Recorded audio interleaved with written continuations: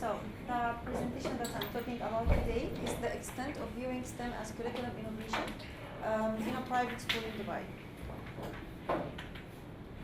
So, for the introduction, the significance of the study is to understand the guidelines of implementing STEM education or STEM curriculum, the successful implementation that it should be aligned with the cultural, economic, and social needs of the country.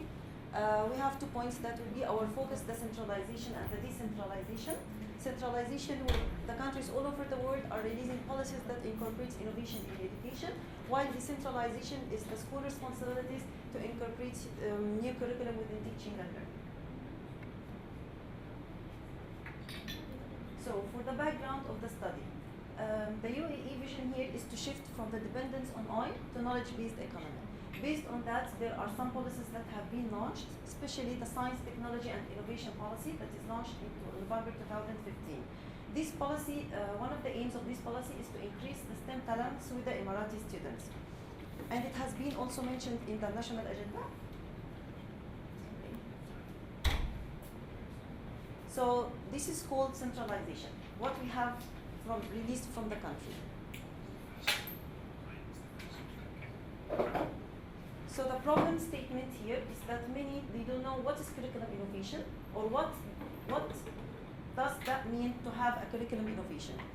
Many schools have different definition of STEM education. So curriculum innovation is the implementation of new and essential curriculum that improves the educational system. And of course to prepare students for jobs that is not occurred and we didn't hear about it before. It's for the future. Again, we have problems. What content should we teach? How are we going to teach this content? And from where we can start the implementation?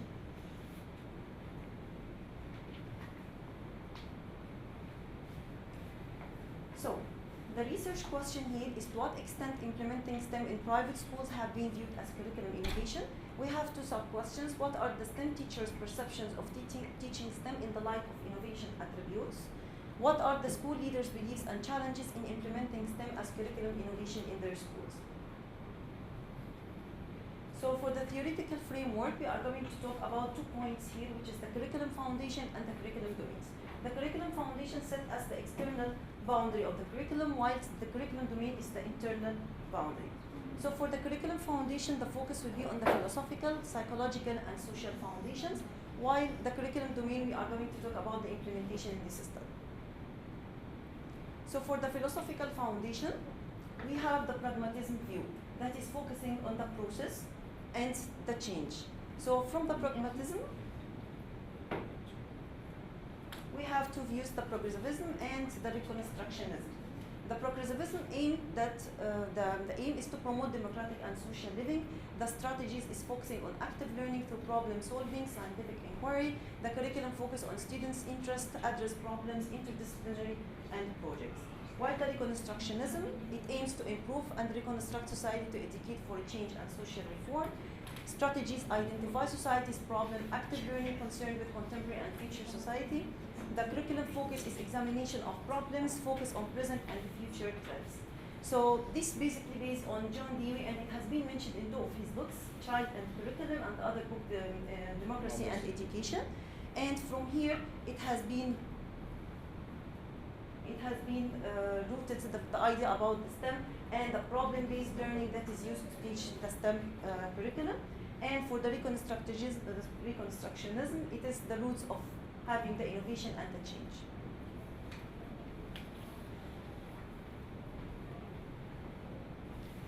For the psychological foundation, it's aiming to shift from the focus on knowledge to the focus on skills, and this is probably in teaching and learning. And the social foundation is a strong relationship occurred between change and the socio-political trends.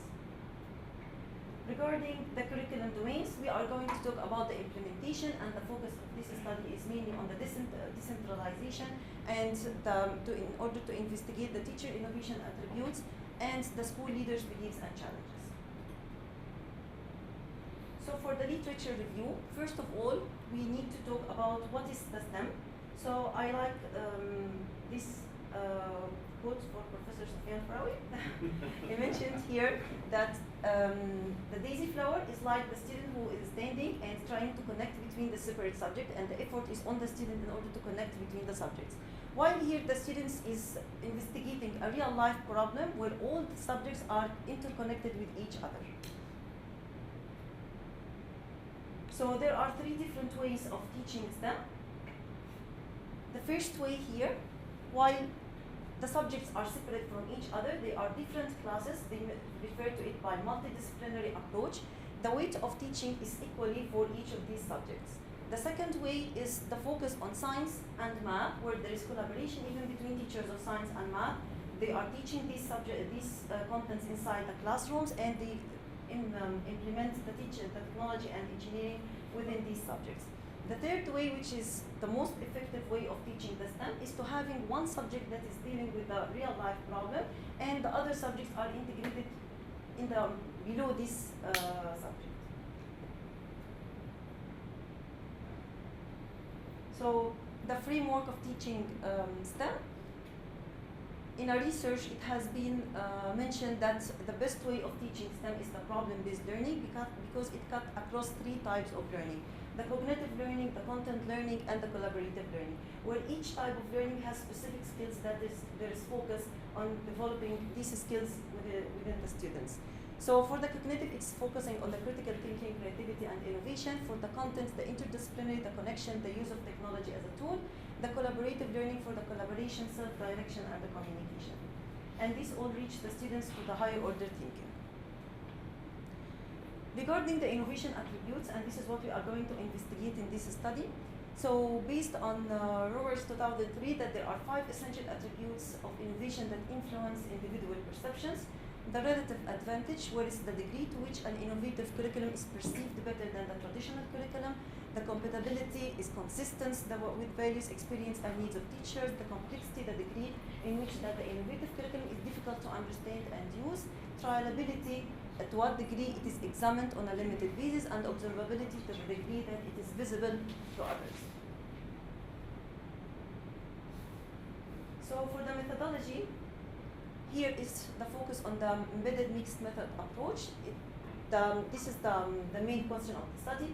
The first question I used the participants to be from the teaching positions, randomly selected participants, 40 teachers. The instrument was a closed-ended questionnaire, and the method was a quantitative method. The second question, where the participants are non-teaching positions, they are purposive sample of the school leaders. There are 6 participants, and it has been used an instrument of interview with open-ended question, and of course the method is a qualitative method. The main thing here is the teaching attributes.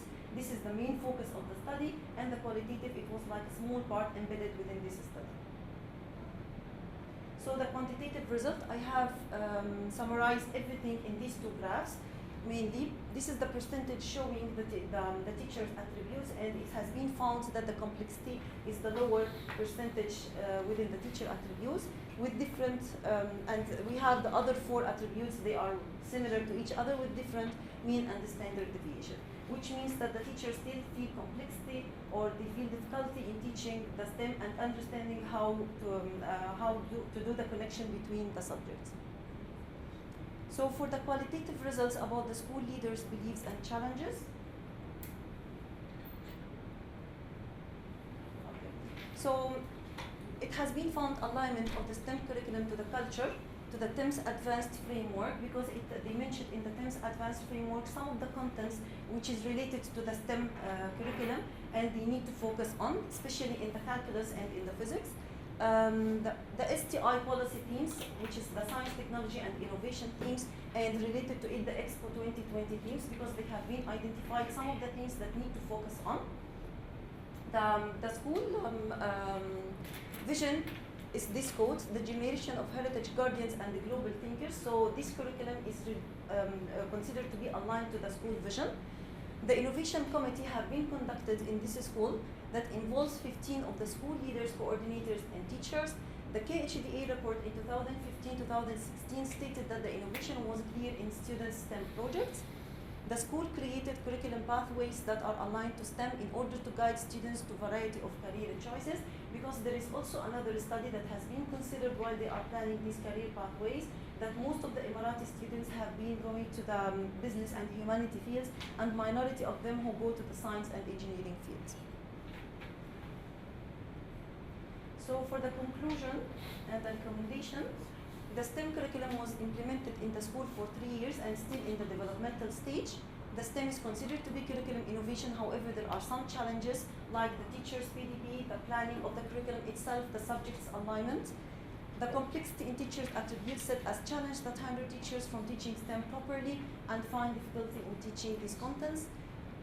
It was recommended to include all stakeholders for further study because this study was considered to be as a pilot study for a bigger one. So the next study, including all stakeholders, teachers, parents, students, and the school leaders, to have a clear image about implementing STEM as curriculum innovation. Further studies should be conducted on the radiation of STEM among private and governmental schools because this was conducted in a private school only, so this is a limitation that it cannot be generalized to all. Thank you so much. Thank you, Areej. Thank you. Well done. Yeah, go ahead, Brian. I have two methodological questions for the study. So you said you conducted both quantitative and qualitative. Yes. Were the questions developed separately, or was one informing the other? Actually, it was basically the study was only for the quantitative part. Okay. But after conducting the study and after reviewing the questionnaire of the teachers and the results, it has been recommended to add another part, which is the qualitative part, because it was recommended highly to go in depth in order to understand what is the complex part that the teachers feel. Is it something in the school management itself? Is it the time limitation? Or is it something that the teachers, they don't cope with the new curriculum? Okay, so and for the quantitative survey, was that internally constructed, or was it something, did you use another survey that had been used somewhere else? No, the innovation attribute is something have been used many times before, but I have by Rogers 2003. Okay. Yeah, and it had been used in the business Right. fields more than the education. Rogers only the one Right. who use it in education, Okay. and I have developed this survey in order to suit the study. Right. So you said this is Rogers 2003, right? Yes. So I mean, I think one of the things that, or at least what I'm looking at for surveys that have been used, I mean, I think for surveys, context is so important. So for example, a survey that's used in a certain country might actually not be consistent. Exactly. So That's why it's edited. It has been edited Okay. in order to suit this study. Did you conduct factor analysis to make sure the consistency of the internal factors? Yeah. Pilot. Yeah. Okay. This is the pilot study actually. Okay. So the factor This- analysis is done. Yeah. Okay. So I think that would be something that could be really nice to see. So to show that, okay, so this is my factor analysis result, and it showed that even after the revision process, that some of these factors are still consistent. Because I think that was the first question I was thinking. Like, Yeah. okay, so it's nice to see the themes, but are the questions themselves consistent? Yeah. Right. Thank you. Thank you. Yes, Mo. So I'd like to ask about the centralization and decentralization, and do you think the extent to which we can implement these two theories here in UAE? Okay. So regarding the centralization, we cannot do something with it because it's something come from the country. These are policies that have been released from the country. But the decentralization is the role of the schools. They have the responsibility about how to implement any new thing inside the school. So I think this is the part that we need to focus on more, the centralization. Areej, I think the qualitative results are not presented here, right? The qualitative results, Yeah. I mentioned it was like small 5 points based on the school leaders' beliefs. It was mentioned. Because it's very interesting to really see why the 5 subcategories are similar, with the exception of the complexity. And it would be nice to also see what do those teachers mean by complexity. Because you mentioned just one reason, but I think they have like different ideas. Actually, regarding the complexity, there are like 7 items in the survey that is talking about several points why they feel the complexity, and that's why the qualitative part has been added to the study in order to have deep investigation about the points that they feel it. Because it has been mentioned through the survey that the lower points about the connection between the subjects, the planning, sometimes they have to consider or to expect the unexpected from the students, which is something disturbs most of the teachers, and they feel like they cannot manage the classroom. Very So, interesting. Very interesting. Thank you so much. thank you. Well